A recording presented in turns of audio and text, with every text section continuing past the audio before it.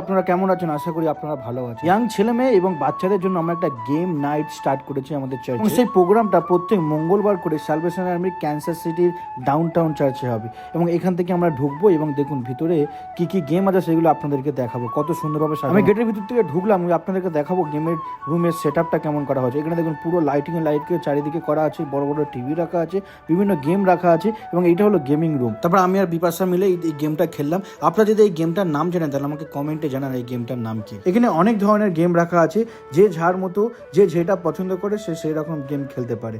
কিন্তু শুধু এইটা নয়, এখানে দেখুন গেমিং রুম আছে। এখানে বসে বাচ্চারা পাবজি হোক, ফ্রি ফায়ার হোক, কিংবা অনেক রকম কার রেস এবং যা গেম আছে সবকিছু কিন্তু এইখানে তাদের মনের মতো করে ইচ্ছা মতো করে খেলতে হলো। সবাই মিলে দেখুন 11 জনই প্লেয়ার যেরকম থাকে 11 জনই প্লেয়ার, কিন্তু হাতের ওইটা নিয়ে এদিক ওদিক করে গোল মারতে হবে, বলে মারতে হবে, এবং ওরা ওদের মতো খেলতে লাগলে কিন্তু 5টা জিতে গেল।